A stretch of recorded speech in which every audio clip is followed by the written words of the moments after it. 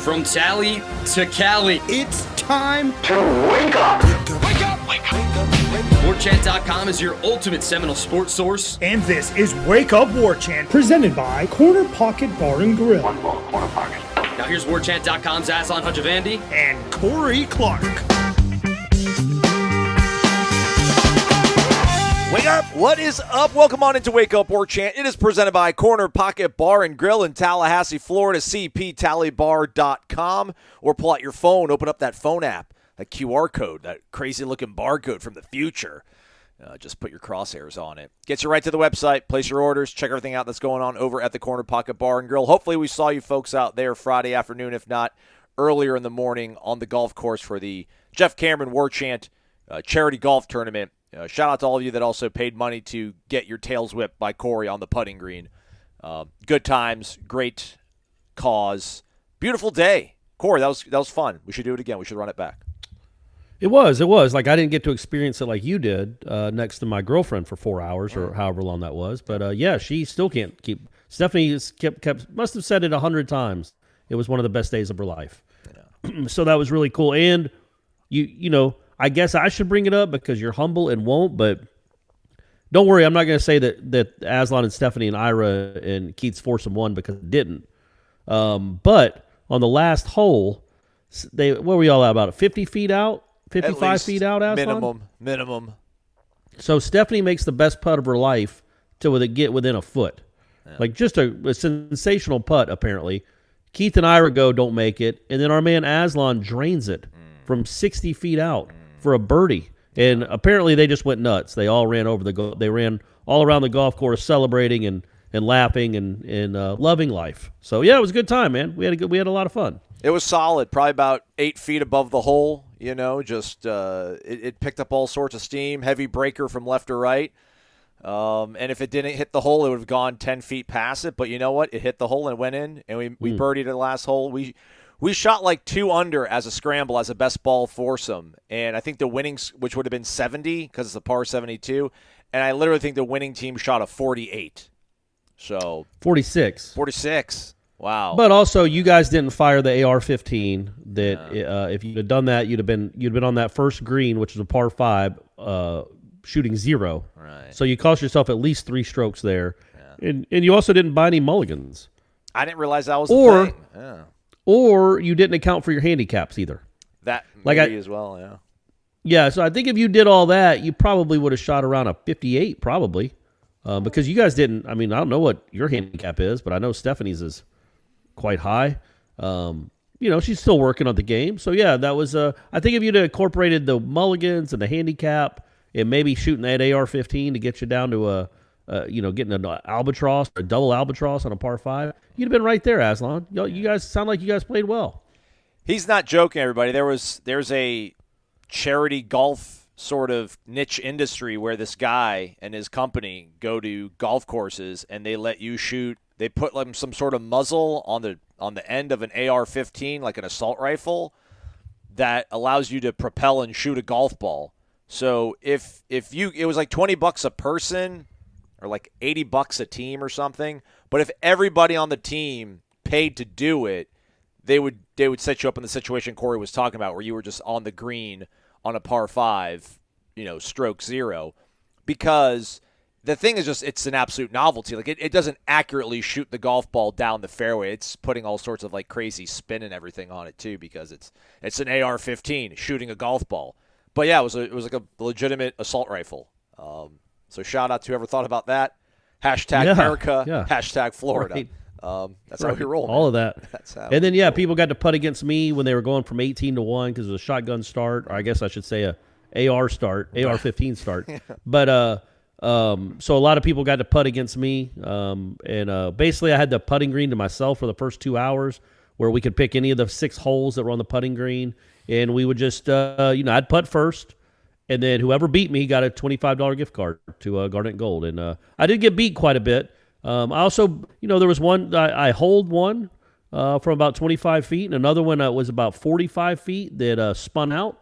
So I won both of those. But I felt bad when I hold it, so I gave everybody their gift cards because I was like, they're okay. We get to pick against Corey Clark. I don't know if they knew who I was. Okay, we get to play against this guy, this Baldy. This will be fun. It's for charity. All right, well, we can get inside. Oh, he made it. Great. He made it. What are we even doing here? So I felt bad, so they all got gift cards for that one.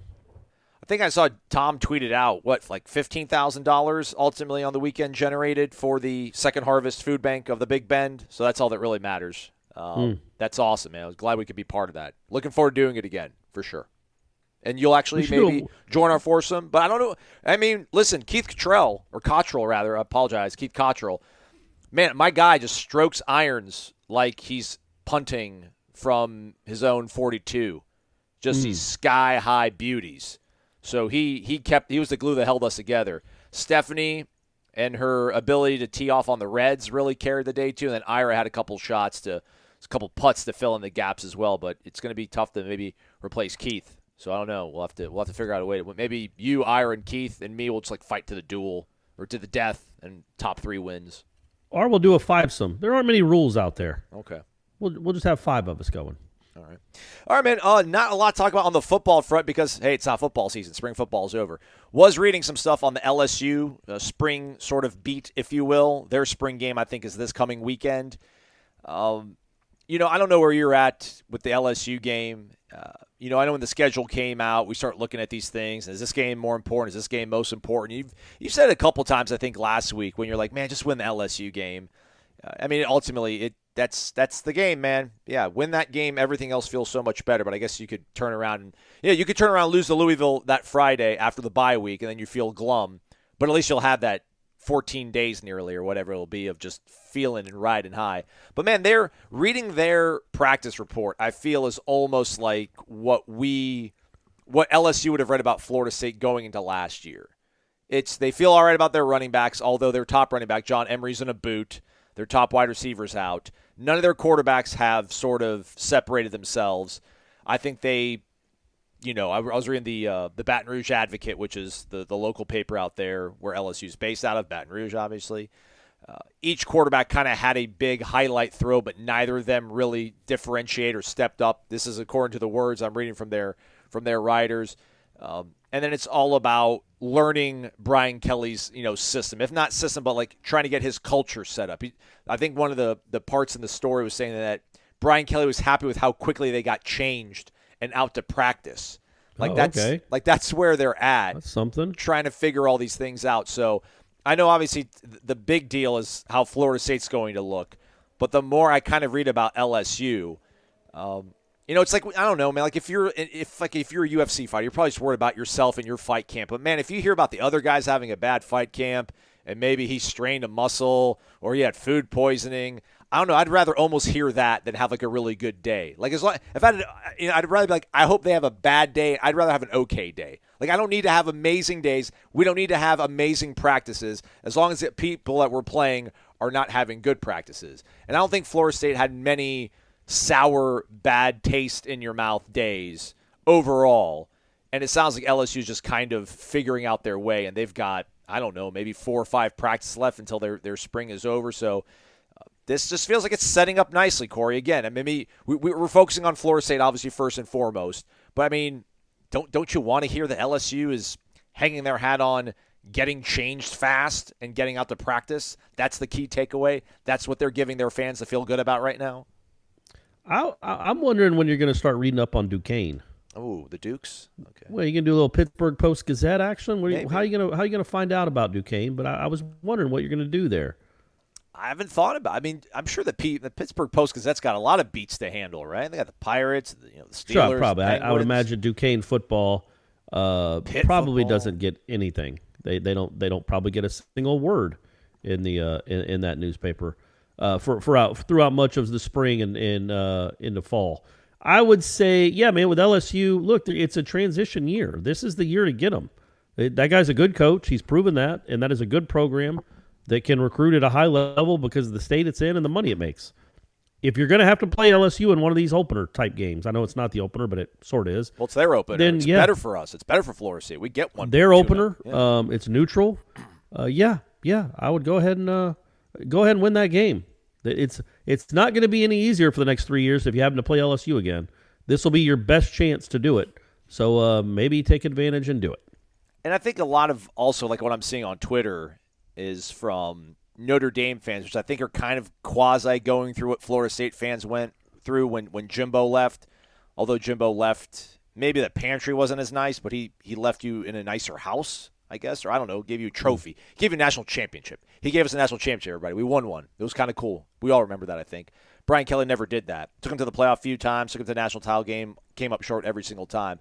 But the Notre Dame fans just keep talking about, like, he never developed a quarterback at Notre Dame, and they feel like that's what ultimately held them back. And LSU obviously has always had quarterback issues practically our entire time being college football fans outside of, Joe Burrow.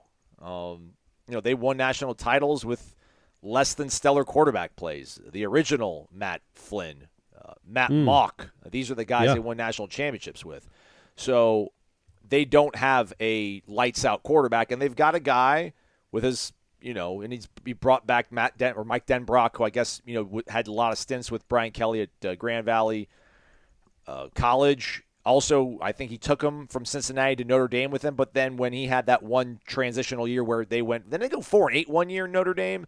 Whenever they had a really, really down year at Notre Dame and he had to kind of get rid of people and shake things up, he got rid of that OC. He brought that OC with him. All that to say, Notre Dame fans, for whatever we think about Jimbo, we don't like something about Jimbo, and that's kind of the way we've sort of, branded him as a coach for lacking X, Y, and Z. Like, Notre Dame fans will never stop talking about how poorly the quarterback situation was for them. Like, Ian Book was maybe the best quarterback they think they had when Brian Kelly was their coach. And right now they're trying to figure it out with a sixth-year guy, a redshirt freshman, and a guy who just transferred in, not even 30 days ago. So how likely is it they're going to be able to get those guys up to speed? Everything's kind of lining up good. And again, listen, we've got our own sets of warts and thorns to deal with down here, but I just like what I'm hearing out of their camp. And again, what we talked about last week, like Florida State's currently a favorite right now, a betting favorite, right? No, they were underdog. Really? Think it was LSU -4, yeah. No, I thought it was Florida State -4. I don't think so, buddy. Well, I don't think so. I don't think Vegas is playing that. Good. Hammer it then. Hammer it. Anyhow. You're bullish on the Noles. Look, the thing about that game, we probably won't talk about it too long. It's 4.5 months away. Florida State will at least have as good a quarterback as whoever LSU has, maybe better, and they could have a better defense. Those are the two things that matters. And for all we know, is good an offensive line. Again, LSU will fix all that. But this 1 year in transition is a time where, they have more question. Weirdly, LSU has more question marks, a lot more, than Florida State does right now. So yeah, I think it sets up perfectly if you avoid injury and you got the starting lineup that you think you're going to have. It sets up as a game you could win, and I would say probably should win. But it's also April 18th. Sorry, so we'll see what I'm saying in 4.5 months. I think Florida State would have to lose stuff for me to feel worse off about the game. Like, somebody would have to get hurt. Some crazy coaching situation where a coach, gets fired the 2 weeks before the game. That kind of some sort of crazy would have to happen, at least right now. All this said, I didn't really feel all that amazing about Florida State spring, but just reading LSU and looking at their depth chart and looking at the guys they're depending on and looking at the PFF grades, and then I more than anything, I'm just putting so much stock in the fact that Florida State does get a tune-up game and LSU does not. I just think that is worth 4 points, no matter who's playing whom. I feel like you could say Florida State could play Alabama week 1, and if it was the first game for each of them, I think Alabama's favored by 20. But if Florida State has Duquesne and then they play Alabama the next week, it's probably Bama, -16.5, depending on how good Florida State looks against Duquesne.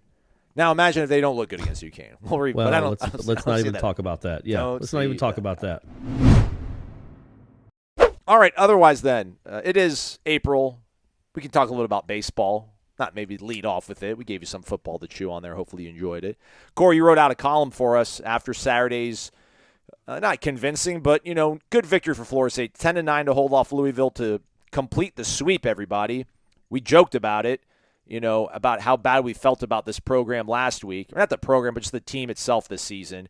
But then we kind of joked about, hey, well, they could beat Florida and beat Louisville in the series, and then we'll sit here and be like, oh, they're great again. And that's what they did last week. They beat Florida convincingly. What was it, 5-0? and then take out Louisville in a sweep. And Sunday, Sunday they got knocked in the mouth right from the jump. Starting pitcher only went 1/3 of an inning. They got to start burning through arms in the bullpen. They jump out to a lead. Louisville cuts it, gets it close.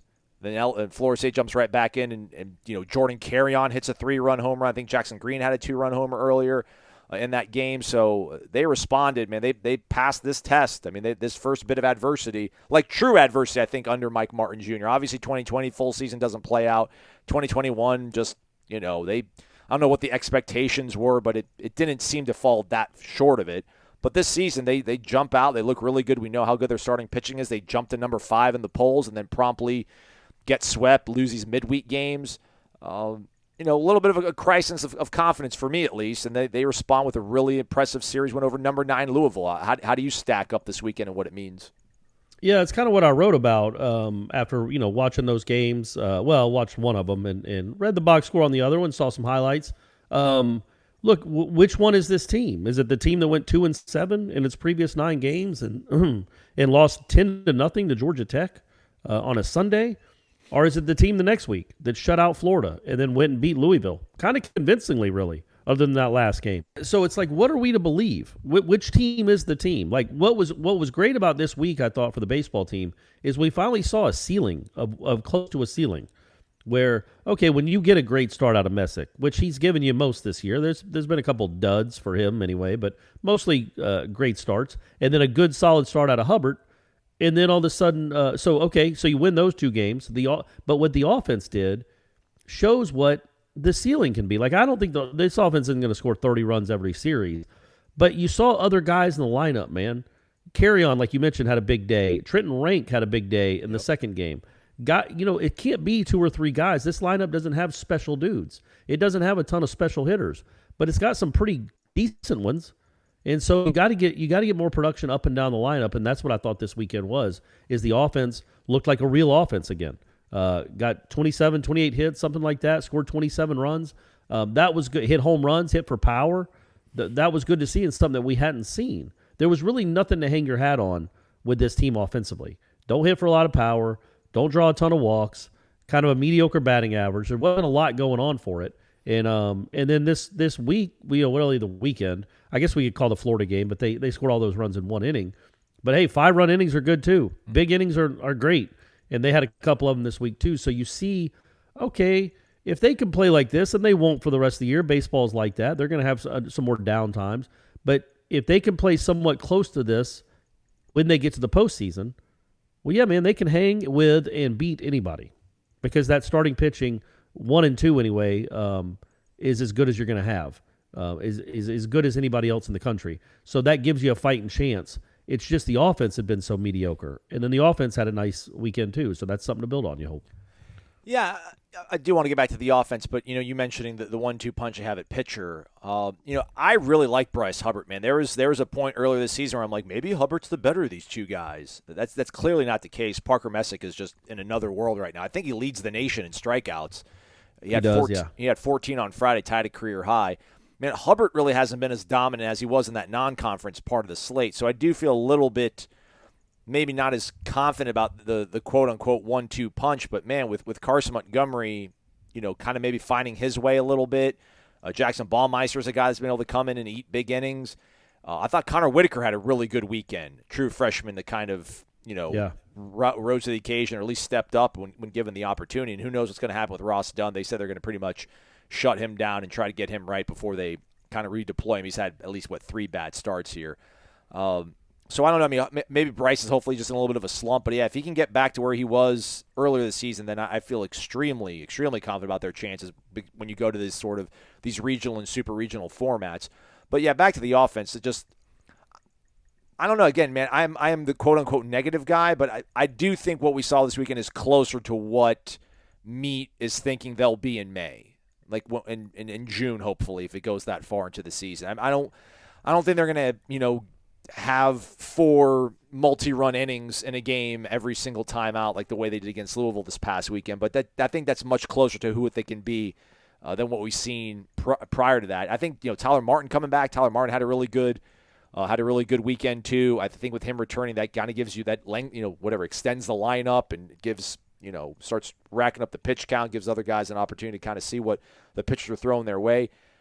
James Tibbs has been really good, although he banged his arm up trying to slide back into first on a pickoff play, but then Trayton Rank comes in, and Trayton Rank was pretty darn solid. Jaime Ferrer's a true freshman, and I remember asking Meade about this, I think after Saturday's game, just when you have to depend on all these freshmen. I don't know if there's a rookie wall, but do you get nervous about that? And he's like they're not freshmen. We don't let them think that any longer. It's like when we're at this point in the season, you're no longer freshmen. He's like, we can count on all of them. He's like, Connor Whitaker's just a special kind of kid, and pretty much when he does heap that kind of praise on guys, they do sort of live up to it, man. He kind of knows what he's talking about when it comes to this baseball thing, Meat. So I do think this offense is not going to be nearly as impotent as they were in weeks prior. Now, do I think they're going to hang out 9-10 runs every week? No, but I mean they showed 2-out situational hitting, and it was numerous guys, man. Again, I just think they've got enough guys in that lineup, and they've got good enough pitching. I think hopefully relief help coming out of the bullpen to where man they can sneak into a super, and then we'll see what happens there. I mean,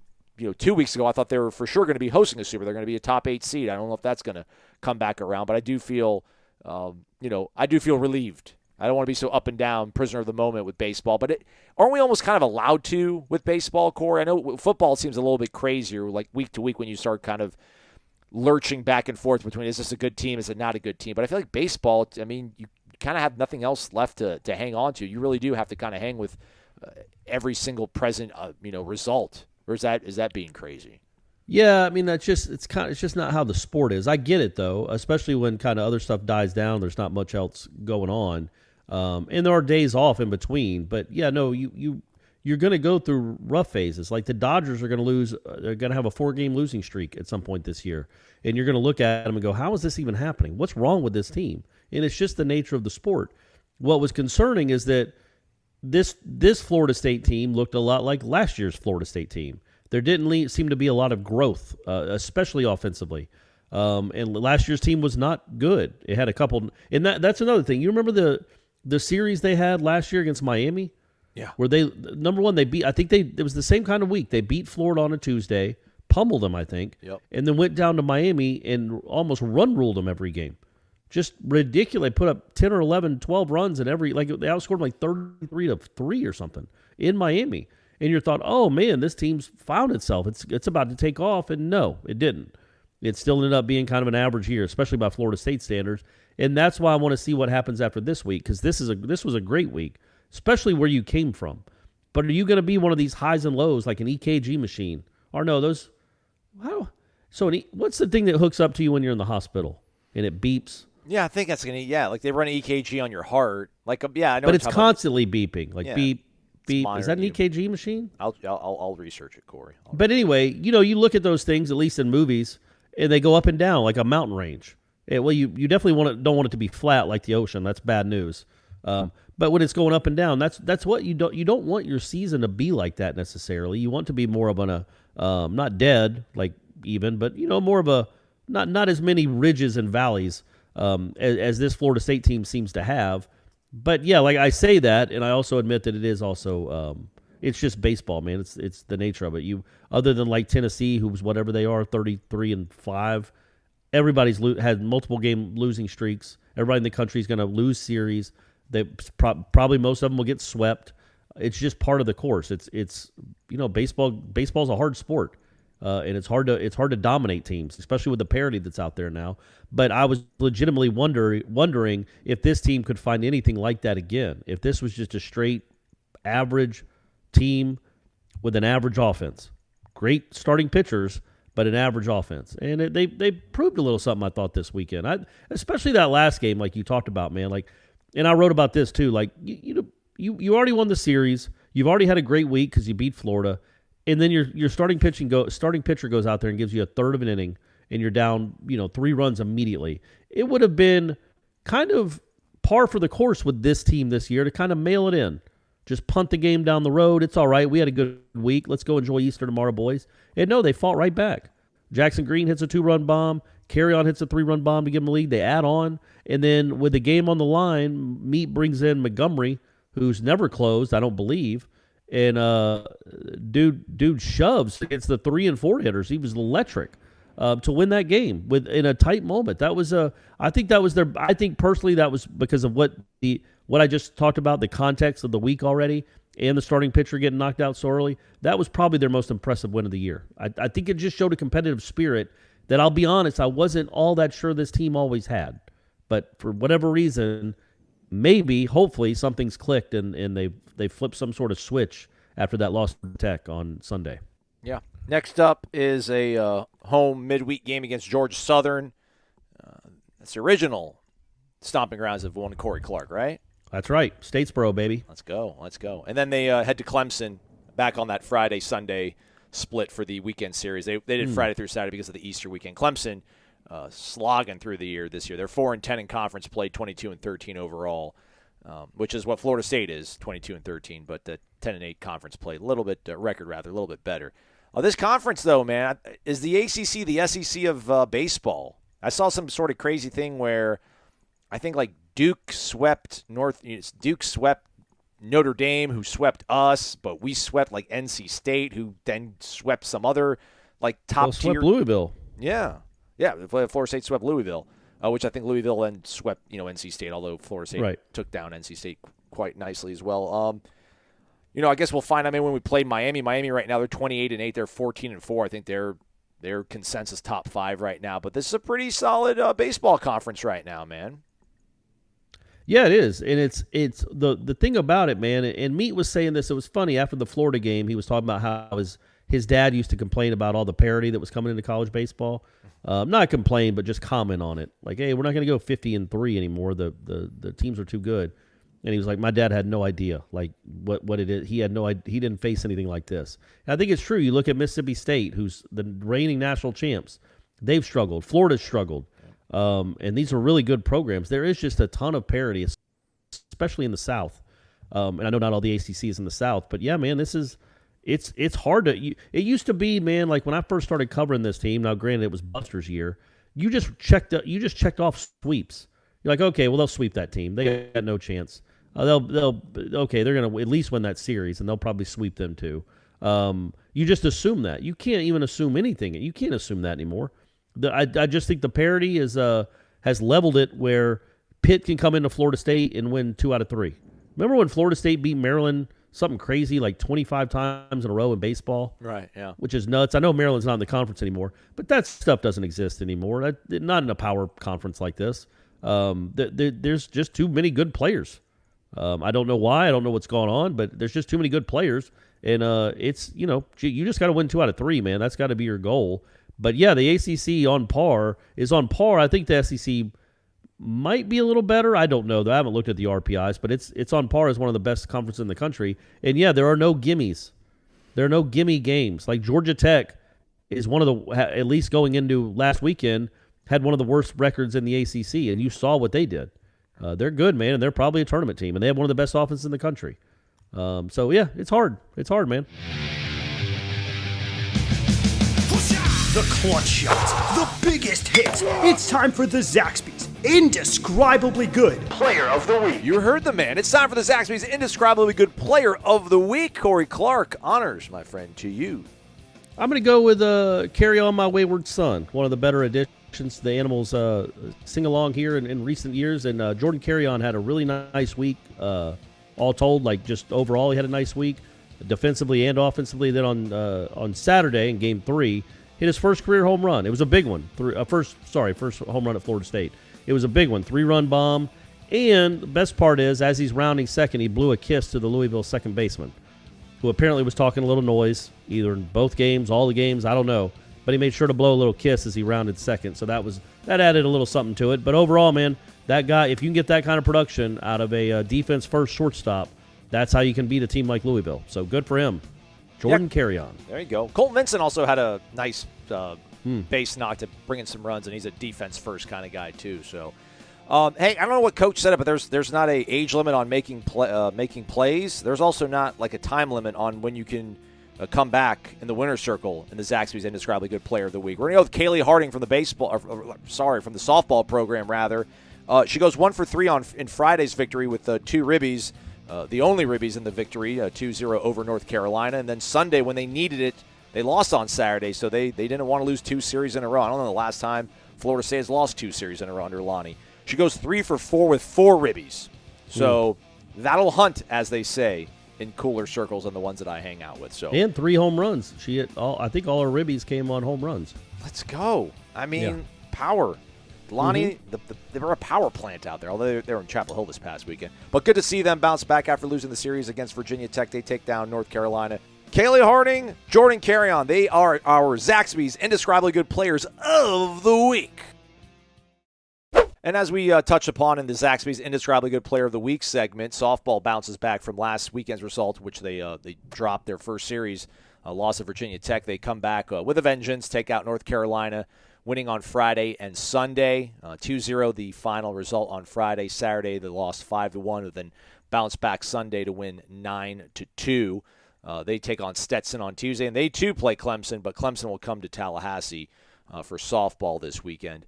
Kat Sandercock just remains quite unhittable. Well, not unhittable, but she's 21-1 on the season. That's really good. That's really, really good. And then with Kaylee Harding chipping in with those home runs this weekend, too, also makes you feel good about where they're at. Plus, I think Oklahoma finally lost, Corey. They lost to Texas. Yeah, how about that? They can bleed. They're not, they're not a robot, man. He's a piece of They're human. But it's a big series this week. Clemson's ranked. It's crazy, man. That's the talent there is around in the South. But I think Clemson just started their program, I don't know, 2 years ago. Yeah, I was about to say they haven't been around long. Yeah, and they're ranked. They're a good team.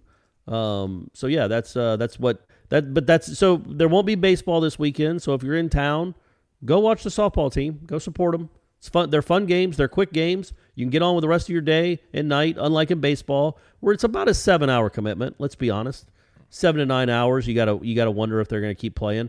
But yeah, with softball, you be in and out in an hour and a half or 2 hours. But it's a very big series for Lonnie's team. Still chasing. I think they're in pretty good. They're in pretty good setting right now as far as getting it.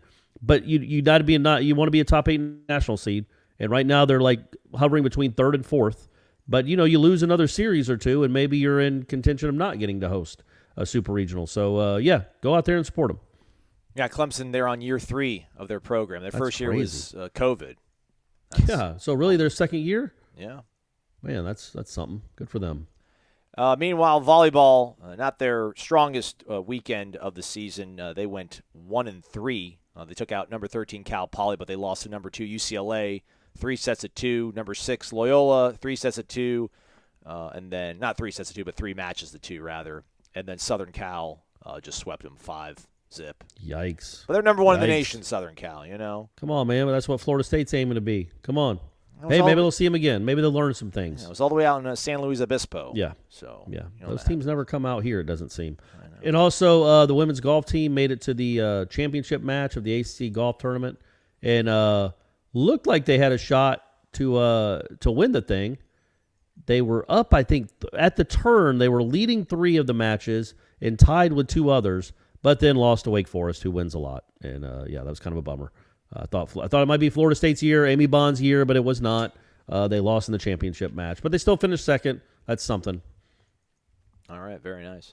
I forgot to text you this. I'll probably text you this after we get done with the show, which will be several hours before anybody actually gets to listen to this. Me telling you this, but our guy Grumpy BK, or not Grumpy BK, but BC Noles, he tagged you in a post on the Tribal Council. And I don't think you responded to him. So how about you go there and just hit the like button on the thread. That's what I'll do. That's what I'll do. I'll do it. In my defense, long day on Saturday and Sunday, both days, driving up to Atlanta, finally get to hang out with my kid, and was running around all over Creation on Sunday. So I didn't get a ton of time to get on the message boards, but I'm on there as soon as we're done here. I'll get on there and I'll respond. Okay, I like that. Also, our guy Kevin Johnson on the Twitter machine, the Corey Clark movie stamp of approval is a real thing. I watched Michael Clayton last night, probably the best movie I've seen in years. Criminally underrated. You got anything else for the people? Look, so I've already said it before. I think Severance, the TV show. Now that's more of a commitment for a movie. You know what? I'm going to suggest something else. It's The Inside Man. It might be my favorite Spike Lee movie. You might have seen it. I don't know. It's about a bank robbery. I'm not giving anything away. Denzel's in it. Can't remember the British guy's name off the top of my head, but he's in it and he's good. He used to be a big star like 10, 12 years ago. God, what's his name? Clive Owen. Clive Owen. Yeah. Jodie Foster's in it. It's really good. I think that and 25th Hour are probably my two favorite Spike Lee movies, and I would suggest both of them. I would suggest you go watch both of them. They're really good. They're about, they're 15 years old, 12, 15 years old, both of them, kind of like Michael Clayton. And I know we got some younger listeners who probably weren't watching movies back then, or some older listeners who weren't watching movies back then. And if you get a free night or two, 25th Hour by Spike Lee and The Inside Man with Denzel and Clive Owen. Have you watched this show? I mean, I don't know if you have. I don't have Apple TV either, but I've got friends that have logins or whatever. Have you watched the one based on that WeWork podcast? The guy that started this whole office sharing company that was valued in the billions. No. Jared Leto plays him, and then his wife is portrayed by Anne Hathaway. Oh no, I've seen Jared Leto. Just seems so weird. He just looks odd too. I have a hard time going to watch the stuff he's in. I mean, I'll give it a go if it's getting good if it's getting good reviews. I'll at least give it a couple episodes. I was going to say though, Severance. I don't know if I said that, but Severance was the name of the show. Okay, good. And my buddies in my group chat were mentioning. I'm like, Corey on the pod also. They're like, yeah, it's a legit show. So okay. I'm currently though I'm getting caught up on Drive to Survive. I'm finally on season 4, which was this past year, the 2021 season. Right. Although the other day, on the bottom line, I saw who won the Australian Grand Prix, which was a bummer. But not only did it say that so-and-so won the Australian Grand Prix, it said so-and-so won the Australian Grand Prix, his second win of the year. So it's like, why you got to throw salt on me, ESPN? I will say this, though. You're not going to remember it in 8 months, 9 months when you're watching the new season. I will. I don't think you're going to remember the the Australian Grand Prix. I will. Oh, I will. They'll be like, well, welcome to Melbourne with the Australian Grand Prix. I'll be like, oh, this is the one that so-and-so won. I'll remember it. Come on. Okay. All right. That forgetful. Well, don't tell me. Don't spoil it for me. I won't. But I'm watching Mad Men. Never watched it. Oh. Figured it was one of those shows that was quite ubiquitous, kind of permeated the pop culture sphere. Although I didn't realize it ran from 2007 to 2015. So I'm like, man, I think it's been off for a while. Yeah. So maybe I'm wasting my time spinning my wheels. No, man, it's good. And the beauty of it is it's set so far back that it doesn't, the fact that you're watching it 8 or whatever, 15 years after it debuted, it doesn't matter because it's set in the 60s anyway. Yeah. So it's not like anything's going to lose its timeliness. It's a really good show, man. Stay with it and watch it. It's awesome. This is a lot, man. It's like 8 seasons, 13 episodes a pop. It's like, good grief, man. Yeah, there's a lot that happens, a lot that goes on. But yeah, back to the WeWork thing. I think We Crashed is what it's called because the name of the company was WeWorked. But We Crashed. Yeah. Okay, I didn't know that was what it was about. Yeah. Okay. So apparently the guy who formed it, I forgot what his name is, but the person who actually started that company, he was Israeli. So Jared Leto, adopts an Israeli accent. They had the showrunner on with Rosillo, and the guy's like, I'm Israeli, and I played it for my friends who are Israeli. And they're like, man, he sounds just like us.